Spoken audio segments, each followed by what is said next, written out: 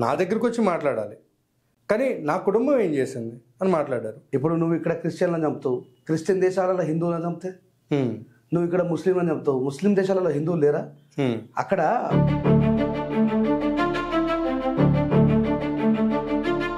ఆయన ఒక మాట చెప్తున్నారు, ఎవరు 600 అయినా 106 అయినా వర్గీకరణ జరిగి తీరుతుంది.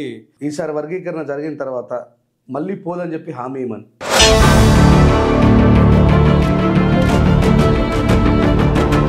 ఇప్పుడు మన దేశంలో ముఖ్యంగా జరిగేది వివక్షత అని మీరు మాట్లాడుతున్నారు. ఆ వివక్షత మత వివక్షత కూడా ఒకటి తోడై ఉందనేసి అనుకోవచ్చు అంటారా?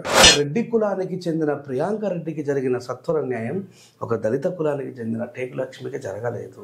ఎక్కడ వచ్చింది స్త్రీ జాతికి స్వాతంత్రం, ఏ స్త్రీకి ఇచ్చింది స్వేచ్ఛ ఈ భారతదేశం, అడుగడుగున మంటలు పెడుతున్న చరితము, అత్యాచారాలకు అవుతుంది నిలయము, నడి రోడ్డున చంపుతున్న స్పందించని సమాజం, దినదినమున దిగజారుతూ బ్రతుకుతుంది ఈ జగం, ఎక్కడ వచ్చింది స్త్రీ జాతికి స్వాతంత్రం.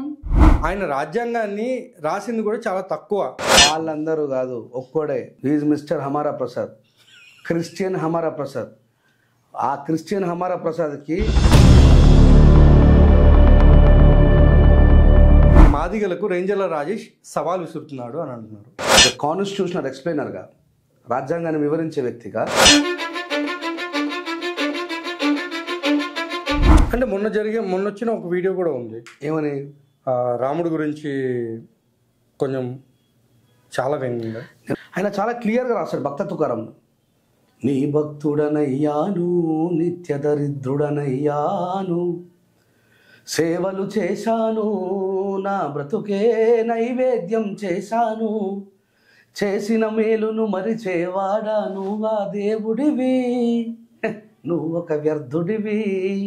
బ్రాహ్మణ కులానికి చెందిన ఒక విప్లవ రచయిత ప్రశ్నిస్తే ఈ దేశంలో తప్పుగా, రంగు రాళ్ళను తెచ్చి రమ్యము గుడిగట్టి రాతి ప్రతిమల చేసే ఖ్యాతిగాను, రాయిని దేవుడు నుంచి మొక్కుతే దీవించ పలుకున విశ్వదాభిరామ విమరవేమ అని వేమన్న ప్రశ్నిస్తే ఒక రెడ్డి కులానికి చెందిన వ్యక్తి తప్పులేదు.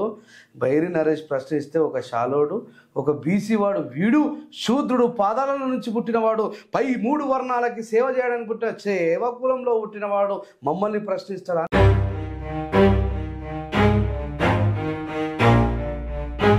జనాలందరినీ కూడా బీజేపీ బెదిరిస్తుందంటారా?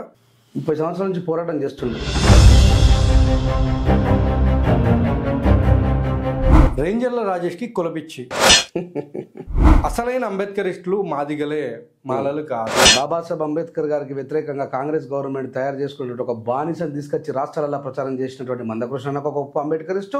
బాబాసాహెబ్ అంబేద్కర్ గారి పార్లమెంటు సాక్షిగా అంబేద్కర్ అంబేద్కర్ అంబేద్కర్ అంబేద్కర్ అనేది ఒక ఫ్యాషన్ అయిపోయిందని మాట్లాడితే నోరు తెలవలేని మీరు మనకు అన్నం పెట్టినటువంటి డాక్టర్ బాబాసాహెబ్ అంబేద్కర్ గారి కోసం కనీసం ఒక పల్లెత్తు మాట మాట్లాడి ఖండించలేని వీళ్ళు అంబేద్కరిస్టులా?